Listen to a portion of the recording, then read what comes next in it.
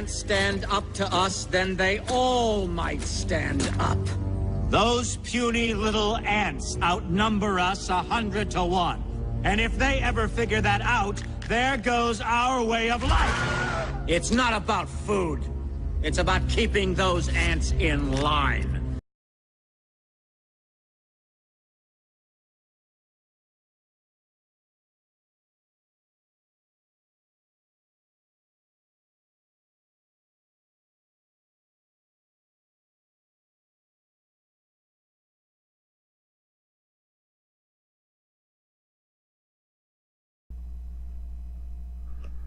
This is the 10th video in the series called Traitors of the Malheur Refuge Takeover that occurred in Burns, Oregon in January 2016. A large and sordid collection of people from Burns, Oregon, the local area, and around the country. Those who went out of their way to destroy the constitutional restoration efforts that took place in January 2016. This 10th video will first look at a woman named Melissa M.D. Lauder. M.D. is a unique case of someone who spent a lot of time at the refuge, including time with the leadership in some videos, and in this case, time at a community meeting in Burns, Oregon.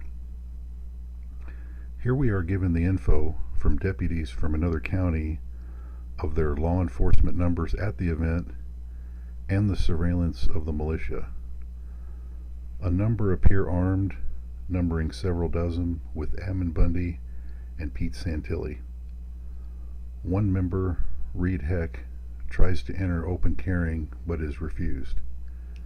As things progress, the group splits up and enters the arena and hallway. One member, Mandy Holland, has words and knees someone and is thrown out.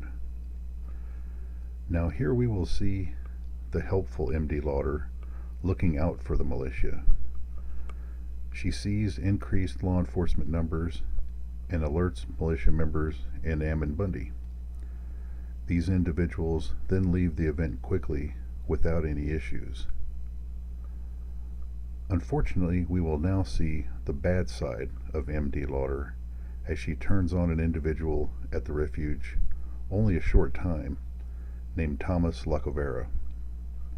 After initially reporting on his character and mental status and what militia at the refuge were saying about him, she goes on to tell how he has several prohibited weapons since he is a felon. His present location at the Sundowner Motel is passed along also, so be advised, militia and patriots, as to this person, M.D. Lauder. You just never really know what people are going to do. Let's now look at an individual from Bend, Oregon, named Frederick Alexander. This man, along with his son Quinn, decide to drive to the Malheur Refuge to see what is going on for themselves. The pair of men were welcomed in typical fashion, given a constitution, and allowed to attend one of the militia meetings.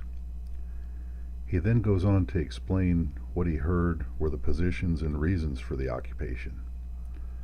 A video was taken of this meeting, but could not be supplied to the FBI. Other pictures were taken at the refuge and handed over to law enforcement.